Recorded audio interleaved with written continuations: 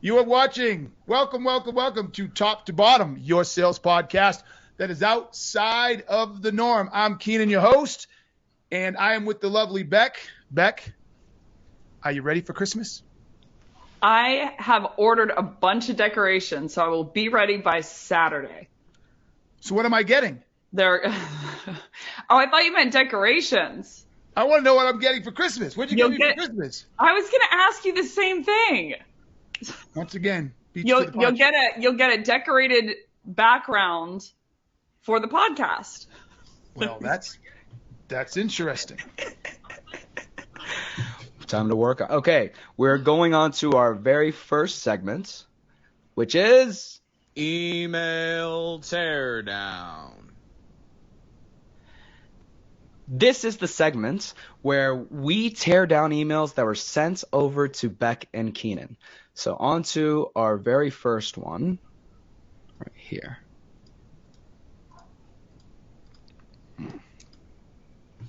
Why is missing? Perfect. Here we go. Now this email says, "Hi Keenan, hope you are doing good. Do you want to enjoy your book's global recognition? I just went through your profile and was amazed to see your writing skills. I think authors like you deserve global recognition. So let's join hands to make your next book a bestseller internationally. We understand your goals and objectives and work tirelessly to achieve them. Receive a broad range of services to make your next book successful. Also, we propose a free editorial book review. Looking forward to working with you and making your book globally recognized. Best regards, Ryan Chase." Keenan, what do you think about this? I almost want to say, what do you think about it? It's if you guys notice a theme in all the emails that we get, anybody recognize the theme? These emails just do not land on any type of problem. They don't offer any type of value for what they're asking me to do. And in the worst case, when they come to me, they suggest not only do they not know what problem they're solving, they don't even realize that I don't have the problem, or they could already know I don't have the problem that they're trying to solve. Now, granted, we're not written in a bunch of different languages, but I know we have an international appeal. Like, I know we do. I have people reach out all the time that say, I'm reading it in Germany, I'm reading it in London, I'm reading it in we have a big following in Amsterdam. I have no idea why, but so what do you mean you understand my problems? You don't understand a goddamn thing. Like, yeah, you don't understand anything. What about you, Beck? What do you think about this email? So, couple things here. He talks about how he was amazed by your writing skills, but he doesn't mention your actual book. He says he likes your profile. Ooh, that was good, Beck. He doesn't actually mention, the actual title of the book, and then he transitions to talking about making your next book a bestseller, which I thought the conversation was about the current book and making that more globally recognized. And then the real kicker to me is he says, "We understand your goals and objectives and work tirelessly to achieve them." And I'm like, but you're showing me in this email that you don't understand my goals and objectives. And you didn't even ask about them. Like, hey, we know that you've reached 50,000 copies that you sold from your book. Like, how are you thinking about getting to the next 75,000 or 85,000 for the record, Beck? 85,000 now. Tell him, Keenan. 85. We're about to cross the 100,000 mark. I'm like, he's mentioning of like, hey, we work tirelessly to understand your goals. And I'm like, well, start with this email. Yes. What do you think, based on what you've seen, what do you think my goal is, or what do you think the problem is that I'm having in getting to that goal? So I think that I think a lot of people fall into the trap of not showing people that you like actually know them, but just telling people that you actually know who they are. Okay, on to the Beck, you crushed that one. That was really good. On to the next one. Oh, you're the writer. Okay, this next one is a message to Beck, and it says, "Hi, Beck. I recently visited your Flip the Scripts website. I wanted to share with you a few resources you could use to improve your ranking and visibility. Focus on long-tail keywords to get more concentrated audiences. Ask me why. Repurpose content. Discuss subtopics in detail through infographics and social media posts. I actually also took a minute to look at your company, and I thought you might be interested in how your current performance compares to the industry benchmarks that we regularly see. Kindly share your take on the same. Beck, what do you think about this message? Okay, I'm just really, and this is something that I feel like a lot of people fall into. I'm just really confused after this email. I have no idea what they do. I sort of buy that they know my company, but I have no idea what you do or what the CTA is. And you could start by sharing a benchmark to me now, if you think that would be helpful. What about you, Keenan? What do you think? Oh shit! It was the very beginning that got my attention. To what Beck said in the early email to me. How do you know you can help me? Like, how about start with a question that poses: are you happy or struggling with the number of leads you're getting in, or are you getting enough viewers you're looking for? Start with a problem. Don't just tell me you can make it better. Beck may have more work that she can deal with.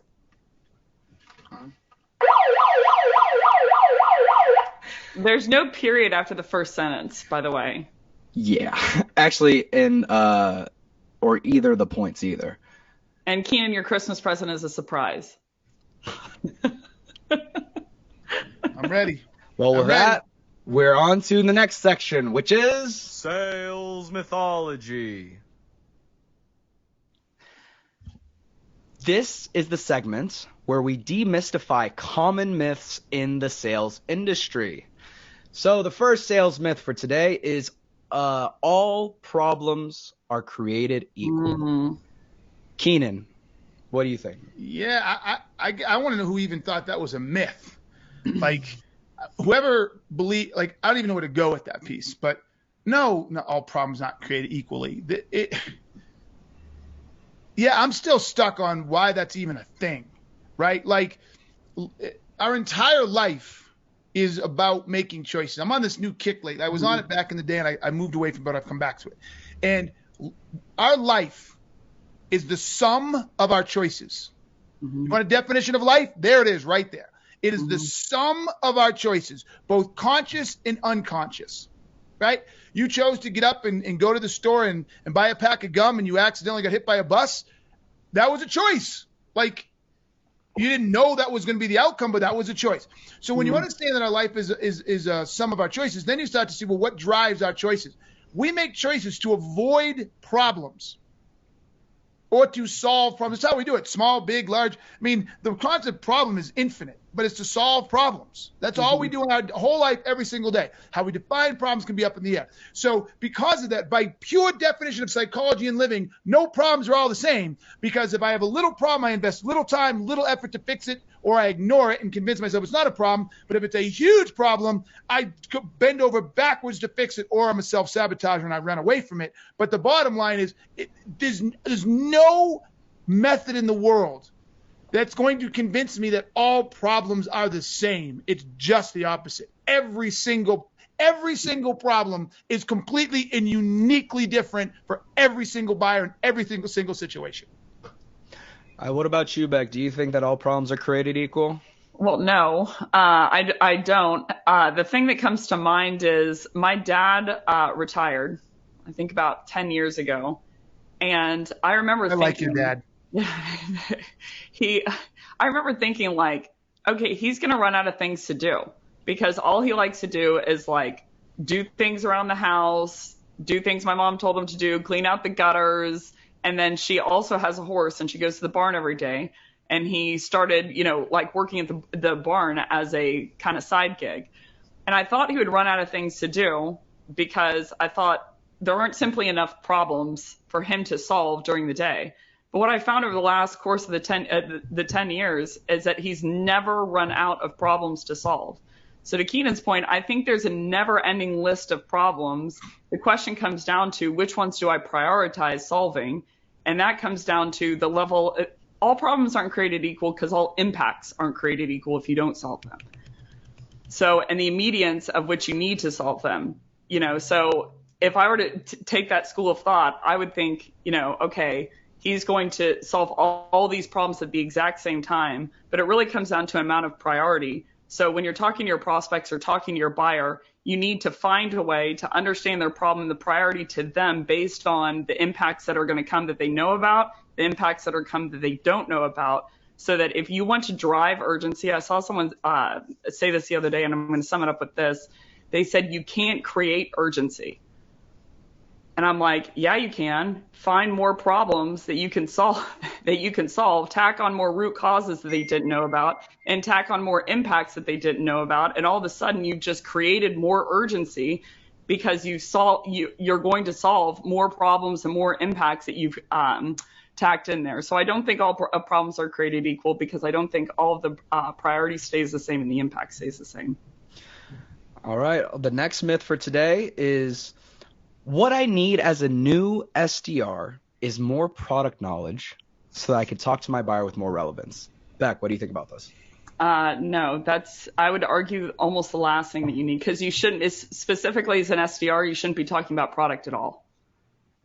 It's a 5-minute conversation on the phone, and you should be hunting after, the problems that they're looking to solve. So you could almost actually argue that as an SDR, you don't need product knowledge at all. But certainly not within the context of a cold call. You need more information about your buyer, the metrics they're geared after, the problems that they need to solve, and all the root causes alongside. What about you, Keenan? What do you think? I don't even know what to add to that. Beck nailed it. That's just, as an SDR, BDR, there's very little value in understanding the product. Your job is to set an appointment. So if your job is to set an appointment, the value you watch this. Look, this is for you, Beck. Look what I do here. Watch what I do here. Right? The value you provide someone to sit into a meeting should be around solving the problem or getting more information on something that's hurting them. Mm-hmm. I don't ever go to the doctor because I can learn about chemotherapy. I don't go to the doctor, and maybe we should in some cases, but I don't go to the doctor to learn about, treatments. I only go to them when I have something that causes enough problem or pain for me to donate my time to cancel meetings in the day or to schedule time to go, except once a year for my annual physical, which is today, oddly enough, right? But no, they just have to talk or help a customer uncover what problems they're struggling with and get the buyer to say, yeah, I actually could be struggling with that. I'd like to learn how to solve it. So no, look, there's way too much product pitching, way too much product teaching in sales in its entirety already. Just stop. There's a study that I read a while ago that basically there's beginner's luck within sales, and what that came down to was they studied basically workers within Walmart that were selling fans, and they noticed that at the beginning, when they had no product knowledge, by default they started asking questions to all of the people that would come in, like, what are you using it for, out of a defense mechanism, because they knew they had nothing to say. So they started asking questions. And now I don't think that enters in expertise, but that at least gives you some type of information. So they were selling more. Then as they learn about the product, all of a sudden they start talking about it. So their sales dip. Yep. So the expert does what they did in the beginning, but on purpose, with more knowledge on who the typical buyer is and what problems they're running into. That is so brilliant. We were doing a training not too long ago, and it was one of our public trainings, I believe, and one of our certified trainer trainings, right? And one of the students in it, they would do a role play, and so we make up this company, and it's basically a make-believe chorus. You know what I'm saying? It's a make-believe chorus, and all the people have to sell that to somebody, right? And one of the students said, wow, this is a lot easier. And we said, why? And he said, well, because we don't know much about the company we're working for. So we have to default to asking questions about them because we don't know enough about the product. And we were like, ta-da. So I love that Walmart study. It's exactly right. And they called it out in our training. This is easier when you don't know the product. Oh, interesting. All right, we have one last sales mythology for today, and that is, I should ask the buyer, how is this problem impacting you? Keenan, what do you think about this? Woo! I'm not a fan of that at all. Wait, what is it? The question, how does this product impact you? How is this problem impacting you? How does the problem impact you? Yeah, no, I'm not a fan of this at all. Look, in the main, the answer is stop doing it. And the only reason I'm hesitating is there are certain instances where you get enough background information, you're asking it in a summation. But generally speaking, what salespeople do, and this is an old solution selling, I believe, approach, is they say, get to impact. So could you tell me how this is impacting you? That's called self-diagnosis. And the buyer doesn't understand that, or you're relying on the buyer's interpretation. You instead should be able to ask the question how you think it impacts them. And I want to do this real quick and so Beck can finish. I call these marriage questions. You would never have to ask somebody, how does the fact that you and your husband don't communicate well impact you? You already know. Like, so if you're a therapist and you're really good at it and you're doing a discovery and you find out that you argue a lot, you would say, so is it fair to say because you argue a lot, you two are less intimate than you normally are? And you find because you guys argue a lot that you're holding your feelings to yourself and you're less vulnerable than you normally are, and therefore you're getting more and more distant. Like, I know, as an expert, I know. Don't fucking ask me, well, because you two are fighting a lot, what's the impact? They're not going to know, or they're going to give you a stupid answer, and then you're done. Beck, what do you think about this? Yeah, I think Keenan summed it up really well. But I would say, in summation, if you're asking someone, now how is that impacting you? You're begging your buyer to self-diagnose, which statistically they're going to do incorrectly. So you're begging your buyer to lead you to an impact that's usually incorrect, or best case scenario, only a piece of the pie. So your job as the expert is to ask different questions to understand how you think it's impacting them. Goodness. He's so smart. I'm going to move to San Francisco so I can live next to you and just soak up all your brilliance. Then what if Min moves next door and then we can hear the siren? Yes. Oh, there we go. Yes. Well, on to the next section of this podcast, or segments, which is... Take it or leave it. This is the segment where I introduce common sales tactics, and Keenan and Beck let us know whether they would take it or leave it. So the first one for today is complimenting your prospects to build rapport. Beck, take it or leave it. I don't think leave it. I think it's disingenuous. We've been doing it for thousands of years. I hope that we're done, but that's not a way to build rapport. The way to build rapport is to restore yourself to the buyer's side of they want to solve problems and you're on the same side as them.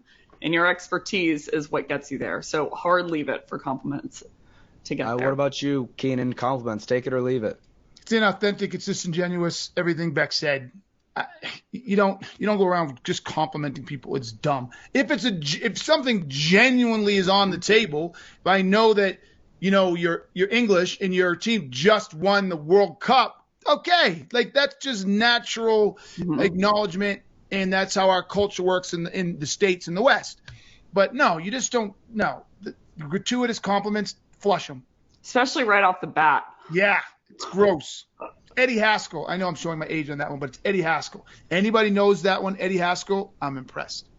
I don't. I don't either. Men have no idea what I mean by Eddie Haskell. Eddie Haskell sounds great. Yeah, it's an Eddie Haskell. I think you need to have a retirement fund to be able to understand. You'll be old enough to have an retirement fund. No, there's some truth to that. No question. All right, the next one, take it or leave it, is next steps. Keenan, take it or leave it. Oh, yeah, totally. Totally take next steps. I mean, I don't understand why you wouldn't, right? Like, absolutely. You got to know how to take the opportunity forward. You got to know what they're going to do, what you're going to do. Now, next steps by itself, I'm not a huge fan. You need next yes. So next steps is the actions or the actions you're going to take, or the commitments that each person is going to do, the activity. That's what I'm looking for. Next yes is the sale within that. What am I trying to get the buyer or the company or the organization or whatever to say yes to move the deal forward? Not the activity, but what is the commitment that I'm trying to get them to make? And that's different. So yes, 100%. What about you, Beck? Take it or leave it. So I'm going to shock the world. I'm actually a leave it. Why so? And here's why. I'm like scared of this. Here's why. Don't be scared, Beck. To me, if it's the next steps of what you're going to do, and it's the next steps, then I'm a yes. Of like, these are the things that I'm going to do in the interim, or the pieces of information that you need. But if you're asking the buyer the next step in their buying journey, then usually what I feel like is you're making the buyer commit to you. When, in my experience, at the end, I usually use a line somewhat to the degree of like, hey, so I'm not going to ask you for cheesy next steps. You don't owe me those. You know your buying process. Just let me know if I can be of any help in the meantime. Over the next week, I'm going to do blank, blank, and blank, and let me know if I can be of any help. And usually, as a result, they cough up what their next steps are, but I can feel the energy relieve in the room, that they're like, okay, we don't necessarily owe her this narrative of what we're going to do internally, but they end up giving it to me anyway. So I'm, oddly enough, usually I'll leave it on like forcing out what my buyer thinks their next step should be, or their commitment to me that they're going to do that. That was a take it. That was a take it with a different execution style. That's all that was. That was all that was. That's totally take it. It's just executed differently. But all right. We could call it a TVIT. No, we can't The call first it that. one of its kind. Oh my goodness. Okay, one last one for today. It is replying to your own cold email to bring it to the top of the inbox. Beck, what do you think? Take it or leave it? I'm usually a leave it on that one, unless what you're replying to, you need the last email for reference. You're referencing the last email. But other than that, I'm a leave it. If it's just like bubbling this to the top of your inbox, I'm like, all right, Brendan, I get it. You want a meeting, so I'm a leave it. Okay, what about you, Keenan? Take it or leave it? Anything that's inauthentic, leave it. I mean, so anything that's inauthentic, leave it. So if you said it, doing it in the inbox to move it up, that's inauthentic. If information requires it, do it. If it doesn't, start a new one. Mm-hmm. Now, I could be a little lazy, though, out of fairness, so I don't do it for that motive. There's a lot of times I just run a search for the last email I got, and I just reply to that. But that's more out of lazy and less trying to be manipulative. Okay, on to our next segment, which is The inbox.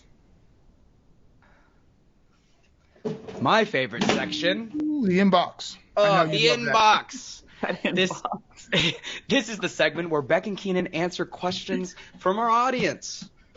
I'm trying to mix them around to make sure I get the right one. Okay. The first question is from Alex Whitaker from Dallas, Texas. And Beck already touched on this a little bit, but it's the end of the quarter, and I have a lot of open pipeline that I want to close to meet my quota. Oh, I already heard Keenan. Is there any way to create urgency with my buyers so that they move forward in the deal? Keenan, I hear the sighs, so you go first. well, yeah. I mean, if you properly did a proper discovery, then you should already know the sense of urgency, and you should have been working to that sense of urgency before the end of the deal. I mean, end of the month. I want to know why you have deals that are scheduled in the end of the month that aren't going to close, and why you had that close date in the first place. Mm-hmm. Like, what everybody doesn't understand is urgency is driven by the customer and driven by the impact of not moving by a certain point. That is how you drive urgency. And if you can't drive that urgency, then there's no urgent reason for them to buy. And this is a short segment. So all I can say is this. I do this with clients all the time. Here's the problem. This is how long it's going to take to solve the problem. And this is how long it takes for you to receive or experience the downstream impact of the outcome. Based on what you told me, can you live with losing, I'm making up numbers, another $500,000 a month for the next 5 months? Right? No. Okay, so every month it goes, you're losing $500,000. Our cost is only X. My recommendation is we move by here so you don't keep losing. That's a great point. Only way to do it. What about you, Beck? What do you think? Yeah, so I see, and we talked about this at UTD, shout out UTD sales program yesterday, but there's two buckets of how you can drive urgency, in my opinion. Something has to change to drive more urgency than they are today. The first bucket is things that will drive urgency, but they're at your expense or you don't control. For example, you could lower your price to drive urgency. So that's at your expense. Yep. Or someone, if they got if they have more resources all of a sudden, or they have more budget allocated to them, those are great things to drive urgency, but you're not in control of those. The second bucket of things that you can do to drive urgency is they have to be aware of additional impacts, additional problems, or additional root causes that they didn't know about beforehand. That's the only way that a seller can drive healthy urgency that won't be at their expense. Of like, hey, did you know that this impact is going to happen, if we don't solve for this by this date? Then all of a sudden I'm like, okay, I was okay before I had that conversation, but now that I know that's going to happen to me, I'm all of a sudden going to drive urgency. So a great example, and then I'll pass, is when I was prepping for this podcast at the very beginning, it was a nightmare on the line for the first podcast because my internet, wasn't working, like it wasn't high enough speed. And so if the seller that I had talked to beforehand had said like, hey, did you know, I know that you have a podcast coming up. Did you know that if you don't buy this now, then essentially your first podcast episode, they're not going to be able to hear you and you're not going to be able to talk. That would have driven urgency for me because all of a sudden there's a different impact that I wasn't aware of. So that's the healthy way to drive urgency, is to present information to them based on what you know that you should have learned in discovery, and you should know based on your expertise outside of that they didn't know beforehand. So all of a sudden their prioritization of that item is higher because of what they learned from you. Because of the impact of not moving. Totally. And all sellers pick bucket one. They're like, I'll just lower my price to drive urgency. And it's like, I'm like, man, that's at your expense. Yep. That's at your expense. And a lot of times it doesn't even drive urgency. It doesn't. No. It's not even effective. No. The only other one that I'll add, and I know that we're close to time, the only other one that I'll add is that they're more sure that your product can actually solve their problem. And so I see sellers optimizing for that. But I'm like, how you do that is by building expertise and credibility and finding impacts that they didn't know about. So I'm like, you hit it by default. Your example with the cable guy who said, wait, tell me about this podcast. When do you do them? Every week. Oh, well, we can't get someone out there by Thursday unless you'd order today. If not, you'll miss the next one. Totally. I would have done it. You would have sold right there, urgency. You would have bought right there. I caught the horn. Yeah, that's okay. This was a really good one. We probably should have made this one a longer section. But Andrew Sheehan says, urgency is driven by the customer, ? Andrew, I love the fact that you asked that question. I hope we answered it for you, because the fact that you've driven urgency this long tells me you've been losing way too many deals unnecessarily, and also tells me that you haven't been doing enough gap selling. So this should be a game changer. This one should be for you. Yeah, the urgency is dictated by the customer. Yep. Of how important they think it is based on what you presented so far. Yep. 100%. All right, on to our next segment, which is The Challenge. This is the segment where Keenan and Beck break down a challenging subject within the sales industry. And the challenge for today is risky business. How to sell to a risk-based problem. Beck, why don't you start us off?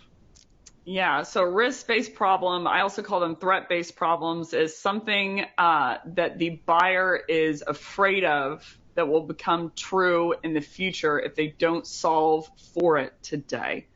So is that a fair definition, Keenan, that we're going to bank off of? Yes, because, if someone out there has heard before it, I want to see it. But I believe this is a ASG gap selling observation and invention that we have laid out clearly that no one has ever really picked up on before. And you did a great job, Beck. Yeah, so the thing that you're solving for, the only pain in the present with a risk-based problem is fear. That they're afraid that something is going to come true. So what you're really solving for is that thing, whatever it is, doesn't become true. So a buyer is usually going to only solve one of these problems based on one of two things: the likelihood that it is going to become true from their perspective, and then the impact if it does become true. So if those two are the only things that I'm thinking about, I'm asking questions in the beginning stages. I know we're going into the how to and the discovery of like, what are they afraid of? Why are they afraid of that? So I can understand the impact, and then I can diagnose, okay, do I believe based on the questions that I'm asking that that's actually going to come true? What are the details behind that? And when they tell me that they need something to solve for that, I'm understanding, do I believe that the solution that they have in mind is actually going to put them in the future state in the lane that it won't become true? So a great example of this is I've heard buyers come in and say, hey, we need sales training. And I'm like, well, why? Or SDR pipeline training. I'm like, well, why? And they're like, oh, well, I just think that we need to get better. And I'm like, well, what's your quota? What's your KPI? And they're like, 10 meetings per month. And I'm like, okay, so where are you at now? And they're like, 12 meetings per month. And I'm like, then why do you want to solve for it? And when I dig deeper, they're like, well, our competitors are eating up market share, from us slowly. And we're scared that if we don't get our cold calls better in the present, then essentially they're going to continue to eat market share. And all of a sudden in the future, we're going to be so far behind that we're not going to be able to solve for it. So that's a threat in the future they're scared of. So the only pain in the present is that they're scared that likelihood, like the likelihood of that item and the impact of that item coming true is so deafening that they want to change their current state today. Keenan, what do you think? No, you nailed it. What I like to do is, in my infinite wisdom, I probably should have had us put in my 4-quadrant matrix. But the way to look at risk-based selling is what you said. Think about a 4-quadrant matrix or an axis, right? On the bottom axis is impact. On the y-axis is probability of it happening. So if it's low impact, perceived, and by the way, all this is on perception. It's all the buyer's perception. That's why risk-based selling is so important. It's the buyer's perception. In a non-risk-based sale, I can touch something and say, that hurt, doesn't it? That hurt. Yes, that hurt. So I can make that hurt go away. In a risk-based environment, does that hurt? No, nothing's happened yet. I'm afraid it will hurt, right? So if it's low impact and low perceived of happening, that's what I call the no-go zone. That nobody buys in that situation, and so you shouldn't even try selling to them. Just let it go, move on. If you go to the top right, where the perception is, oh my God, if this happens to me, the impact is huge, and oh, by the way, I believe it's going to happen, right? People will do everything and anything they can to fix it. That's why insurance companies don't sell life insurance to 85-year-old people, because they know that probably is going to die soon, and they know the impact to their family when they die. Insurance companies have no part of that, but everybody would buy in that box, right? So you're going to sell every single deal if you can get someone in that top box. They call that the love zone. If you can find and show them the impact is high, and you can find and show the probability is high, everybody buys there. Where sales teams mess up is when they only have one of the two. So the buyer perceives the probability is going to happen, and they're kind of freaked out. But, if it happens, maybe we'll be all right. So the job of the salesperson in that situation is to ask questions and dig in and try to uncover what is the real impact of that happening. Not the buyer's perception, but the real impact. And move the buyer down that where the buyer's like, the impact's not bad. And when you're done, they're like, you know what? I didn't think about this. If this happens, this is a bigger deal than I thought. And so now you've moved them to the love zone. Well, the other side is they're like, yeah, man, if this happens, we're fucked. But I'm only 34 years old. I'm not going to die. Probability.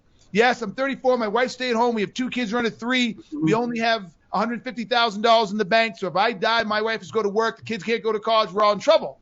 But I'm only 35. We're fine. So in that case, you have to move their probability up, and you do that by saying, well, let me ask you a few questions. Do you do any sports? Yeah, I ride dirt bikes. Really? Do you do inverted jumps? Yes, I do. Well, have you ever thought that you could actually die doing that? Oh, that's a good point. Another one could be like anybody have a family history of cancer, family history of this. And as you simply ask those questions, this person starts reflecting on their life and what the actual probability is, and you move them up that probability ladder, and they're like, man, you know what? I'm putting my wife or my husband in a not so good position after all. Now you've got in the love zone. So that's how it works, and that's why it's so valuable.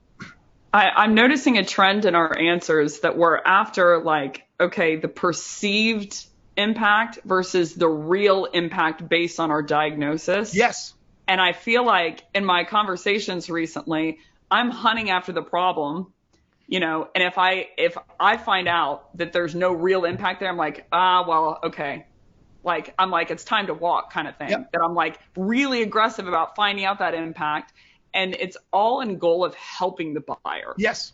Is what I've noticed. Of like, Yep. maybe they think something's going to happen and they're paranoid about it. But all of a sudden, after you ask your questions, you're like, actually, the likelihood of this is much lower than you think. Maybe when you start asking questions, the likelihood is much higher than they realize. Because the buyer, at the end of the day, they're not an expert. That's not their job. It's your job to be the expert.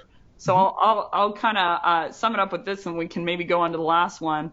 But I came across a gentleman recently, and he was talking about a risk-based problem. And like to Keenan's point, both of those levers, think of them like multiplication. It's like if one goes up to 4, and one stays at 1, okay, we're just at 4. But if one goes up to 4 and the other goes up to 5, all of a sudden you're at 20.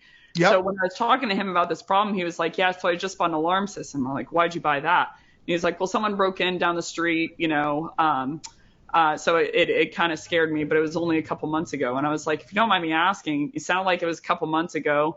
Nothing's happened in the neighborhood since. Like, why now? Why did that scare you now? And he was like, well, I have a newborn and she's only 6 months old. And so even though the likelihood's somewhat low, the impact to him, I have goosebumps, is deafening. And so he's like, I have to buy an alarm system because if that were to happen, that would be so impactful that I, couldn't live with it. So I'm thinking about both those levers. Go ahead. I love, that's the best excuse. I mean, best example ever. The literally, it makes me feel like a genius with this fucking quadrant, right? It makes me feel like a genius. But basically, an external force changed his perception on the probability of him getting broken into or robbed or whatever, and then a change in his life increased the impact should it happen. Those two things quickly moved him into the love zone all by themselves. It's fucking brilliant. And if salespeople don't understand this when it comes to risk-based selling, this is important, and I know we dug into the other one. Not everything is a risk-based sale. So please, people, do not go running around trying to find a risk-based sale. And using Beck's example where, we need to have 10 meetings a month, and you ask them if they have 8, and they're like, but we're afraid we'll drop to 6. No, that is not risk-based. They already have a problem. The problem is they're not at the 10. Right.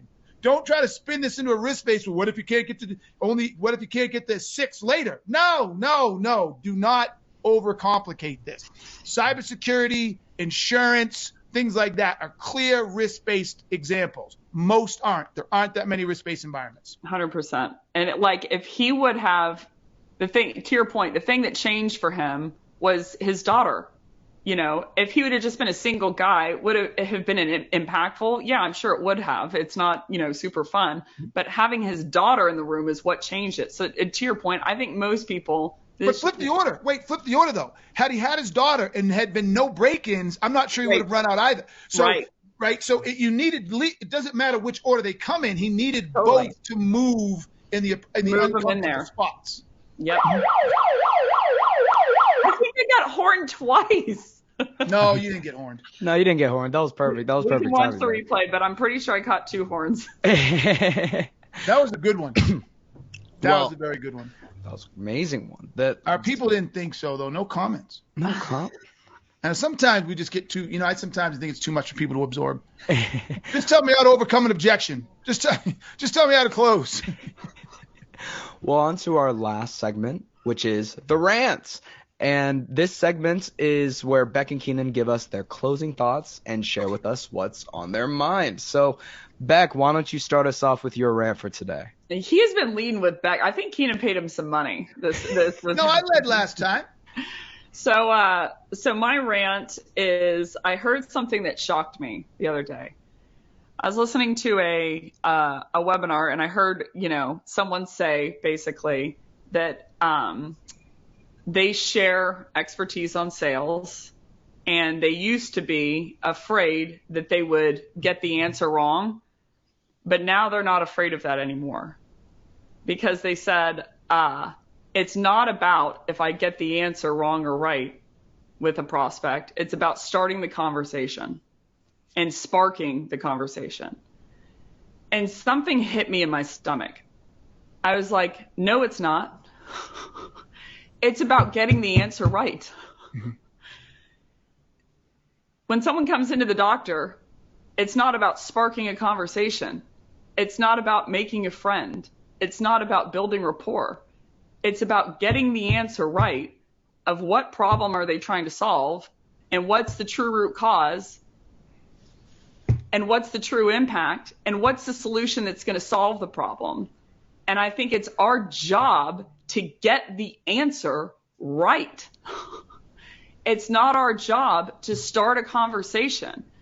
And so what all of that means to me is, especially within context of this week, I got to, teach at the UTD sales program, and I noticed something with all of them, that they were hungry, ready to learn. And I was talking to someone afterwards, and he said, what book should I be reading? And it really, really encouraged me, because our job within sales is to be on an evergreen journey of learning. Aggressively out-learn your peers and your competitors for your buyer's sake. Because when you get in that room, if you misdiagnose and you give someone a prescription that's wrong with your solution, you could really impact them for the worse. So my rant is, it is about, for a buyer's sake, that you are on an evergreen educational journey to get the right answer for your prospect, especially if you're a sales guru. It's like, get the answer right for your prospect and for yourself, because I don't believe that salespeople are malevolent and want to hurt their buyer. So how you can prevent that is being on a tear to educate yourself and find the resources that will educate you about your buyer and the problems so you can diagnose correctly. That's my rant. That was a good rant. Heated. I read it, I heard it, and I screamed at my computer. Why don't you scream now? That's the point of a rant. I want you screaming at the machine, the computer. Scream, Beck. Scream. I was shocked. I was like, no, it's not. You should be scared to get to mass prescribe something to people that won't help them. You should be. Hi, Keenan. What is your rant for today? I want to rant about the lack of communication in society. And I don't mean the ability to communicate, like be articulate or, do a blog post. No, I mean the ability to communicate with one another, set expectations, to communicate mistakes, to own your mistakes, to ask for leniency or for forgiveness, just to actually communicate. So I'm redoing my kitchen. It started in June. I was told it would be finished by middle of September. Okay. If you don't know any better, it is now basically December 1st. I did that for effect because it's November 30th, but just like $9.99 versus $10. Tomorrow is December 1st. Okay. It was supposed to be done in September. And my contractor did a horrible job of communicating to me what's going on. The whole reason this whole thing is all screwed up is because nobody communicated with anybody. So it was supposed to begin again September 9th or something like that. I got a notification in October that that my appliances, particularly my stove, wouldn't be available until January. The refrigerator drawers that I was all excited about won't be until June, right? And June. So I'm gonna have a whole next year, right? Yeah, right. None of this was communicated to me, right? Then, in the original drawing, we have shelving, right? And he just asked me last week what I wanted those shelves to look like. The shelves should have been done in September, right? And so every time I ask him about something, he's like, "Well, the guy didn't give me a delivery date for the appliances. I said, then you should have asked him or told him, I have committed to a September date. Can you meet that date? He should have said yes or no. If he said yes, then when you got into fucking August and they weren't in yet, you should have said, hey, are you going to make this date? Right? So I have had to go out and find all this stuff now. I actually found a stove that I had to find that he couldn't find. So now I'm doing this contractor's job. Another quick example is they broke my thermostat when they were doing shit. And so my house, they broke it in a way that it couldn't keep it down. So my house was roasting. My inflow heating was going at full bore all day, 24 hours a day. So my house was hot as fuck. Took him 2 weeks to fix it because he couldn't get it. They weren't communicating about the size of the problem, back right, the amount of pain it was causing me, and whenever he said he'd do it, he didn't get a guarantee, he didn't communicate. So finally, they're all sitting there, and they're like, all right, we'll let you know. They came out, they looked at it, the blah, blah, bullshit in there. Little owner of the place is sitting there, and he says, all right, well, we'll go back, and we'll let you know when we come in because we got all this other stuff we're doing. Because you can imagine getting people to do shit these days is hard. And I stood there right in front of my contractor and the owner of this company. I said, that's not good enough. I want to know, when are you going to tell me when you're going to come? Like, I had to break it down that much. And he said, well, I'm not sure. I said, no, I want you to tell me when you'll get back to me to tell me. He said, okay, noon. I said, you chose that, not me, right? He says, yes. I said, good. I will know by noon when you can come, whether it's in a week, 10 weeks, or whatever, but you'll tell me by noon. Guess what didn't happen? Didn't call me by noon. So, of course, I called my contractor and said, get on this. Within 5 minutes, we actually had the answer. I didn't like it, but where am I going with this long fucking rant? Nobody communicates. We're afraid. We're all afraid to communicate. We're afraid to hold people accountable for looking bad. We're afraid to tell people we don't like something. We're afraid to tell people we're disappointed. Now, and I think that's why we have a lot of Karens and Brendans in the world. We get so pent up with not being able to tell people stuff that bothers us that we finally just flip into douchebag mode, because then we already accept the fact we're not trying to be accountable to their feelings. All I want to do is tell you how upset I am rather than communicate properly. So my rant is we need to learn to fucking communicate and do it right for all of our benefits. Sick of the bullshit. Just be direct. People don't like that. I'm as direct as they come, and people don't like that. I'm with you, Beck. You see me. I'm constantly qualifying my conversation because nobody likes the fact that I'm direct and I'm right. I literally looked at my guy and said, can you walk me through? I was like, come on, man. I like you. All this qualification. Could you tell me, how did we get here? He goes, what do you mean? I go, how is it that we're just ordering these shelves now, 3 months after this was due, and this is not a change order? It's right there in the original design. Shelving. Well, it kind of slipped through the cracks. I was like, everything slipped through the cracks because you're not communicating. Well, I think people are scared. He's like, well, he won't like that. And I'm like, what he won't like more is if it gets worse, or even if it stays the same and he didn't know about it. Yep. So I I'm like, could have gone out and done it myself then. I'm like, fuck it, I'll go buy it. Right? So now my Christmas is being affected. And I told them this. I was supposed to be on September. We are a Christmas family, okay? Not very religious, but I love Christmas. Tree's not up. Our tradition is to put up the day after Thanksgiving. Can't do it. House is torn apart, right? Yeah, right, exactly. And so now I don't know if they would have no refrigerator, no stove, no microwave, because you can't communicate. Learn to communicate. You know what? I'm going to flip this into a positive now. You want to be brilliant at whatever it is you do, husband, wife, or spouse, leader, whatever, learn to communicate with other people and then actually do it. And your career will go through the roof. Well, that's the end of our podcast. I'm so sad about Christmas this year. We got to make sure to get you good gifts, Keenan. You want to send me a stove? We literally just put the refrigerator in. Like, literally, and guess who had to go and get the refrigerator? I did. And that's a whole nother shit show. Ready for this? You guys can leave now, but that's a whole nother shit show. Literally, this is why I get so frustrated with business. And I don't understand why. Well, I guess I understand why I'm not in corporate America. I go to Home Depot. I buy a refrigerator. It happens to be an extremely expensive one, which I did not want to do. But the way they designed this kitchen, you can't buy this type of refrigerator. It'll fit without spending more than you would ever think you'd have to spend on a refrigerator. but I bought it at Home Depot. Home Depot has a contract with delivering agencies, right? You see where I'm going with this? They say, great, it'll be delivered on the 5th of November. 5th of November. Where are we right now? And it just went in today, right? 30th. So 5th comes, canceled. It'll be on the 11th. Okay, shit happens. It shows up on the 11th comes. Sorry, we canceled again. I'm like, why are you canceling? I call up. Ready? You guys are going to die. Watch this. You're going to die.